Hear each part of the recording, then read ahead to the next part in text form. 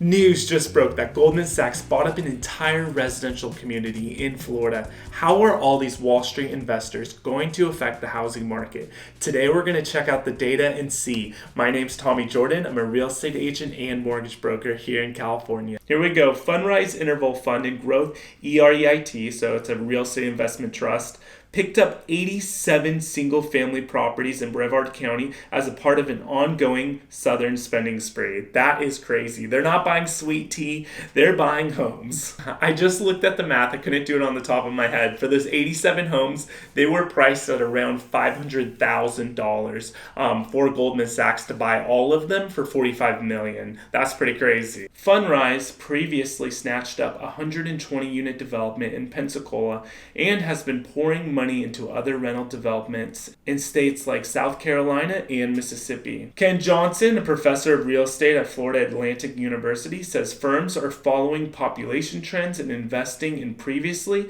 disregarded regions of the country. Well, we've been seeing this, all across the news that a lot of the expensive coastal cities, like New York, like Los Angeles, San Diego, California, New York, people are leaving and going to places like the Midwest or to the Sun Belt.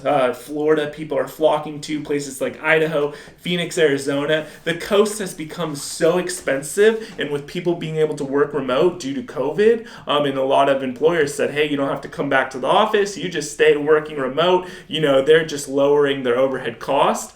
People are moving to more affordable places, and it looks like these investors, they're smart. They got their analysts sitting there in the offices, and they're finding places that people are migrating to, and they're snatching up a lot of these properties before these home buyers even get there. The attraction of Florida is the same as places like Texas and Tennessee and North Carolina. These are places people are moving to and where we can expect to see future increases in populations. So there's a massive shift happening.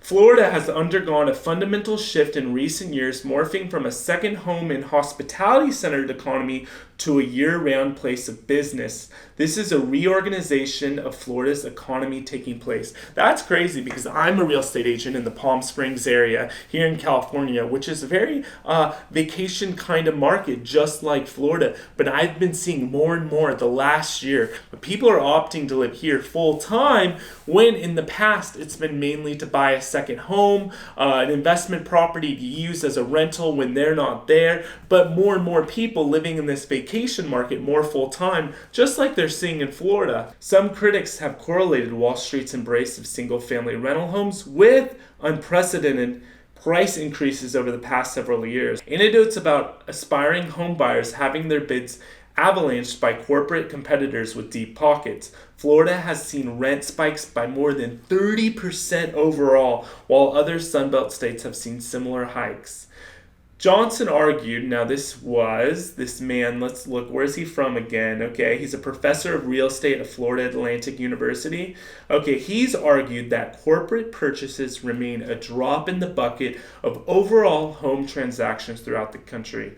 He asserted that even large-scale corporate purchases in concentrated areas do not confer enough market power to dictate rental prices. Other analysts contend that increasing mortgage rates will now spur even higher rents with would-be home buyers opting for the sidelines. Let's see how true that claim is. With a drop in the bucket, are these institutional investors not even making a dent in the marketplace? That's what this analyst was saying, or this professor was saying, that less than 2% of home purchases have to do with these big institutional investors. But I have some other data that says otherwise. And if you want to stop inflation and all these crazy prices from going up, smash that like button. Maybe it'll help, maybe it won't, but it'll help this video do better and reach more people. Thanks. Here's a great article from the Wall Street Journal. Homeowner groups seek to stop investors from buying houses to rent.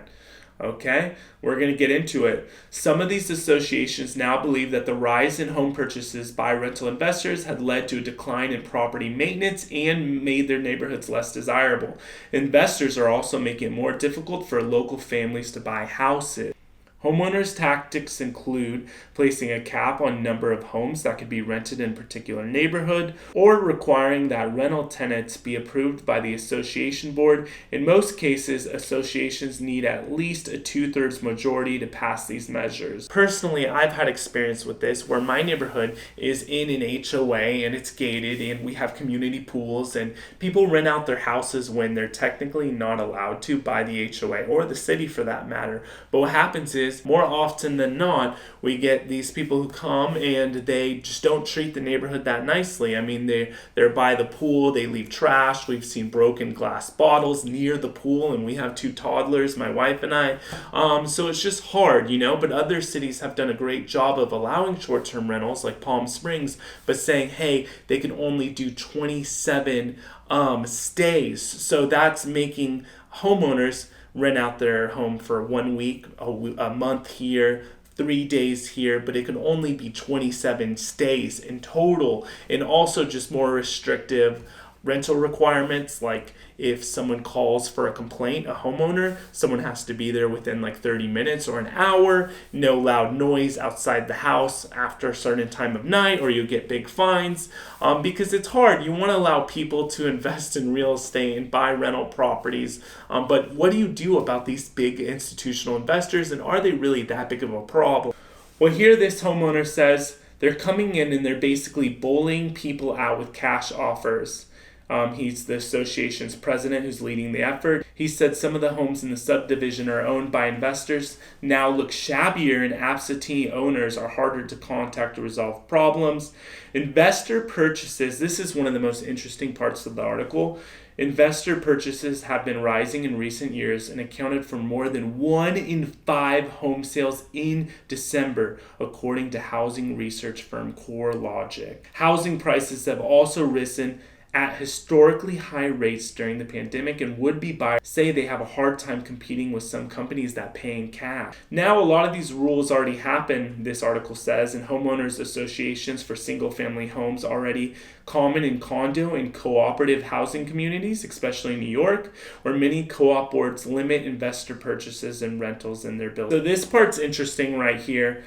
About 30% of more than 1,000 amendments from HOAs in 21 counties, they're changing leasing and usage restrictions, including restrictions on short and long-term rentals. Let me know in the comments, what do you think the solution is to these massive institutional investors? I'm not talking mom and pop investors that might own 1 or 2 rental properties, but what about these Wall Street firms that are buying thousands of homes in places like San Diego County or in Florida? What do you do about that? I mean, I'm all for free markets and capitalism, but it does have effect on the average American citizen who can't come in. Already home prices are at all-time highs. Interest rates are at all-time highs, making houses more affordable. And what do you do about these big investors sort of gobbling the market, like this article said? Thank you for watching. Make sure to hit subscribe to stay up to date on the housing market, and I'll see you in the next video.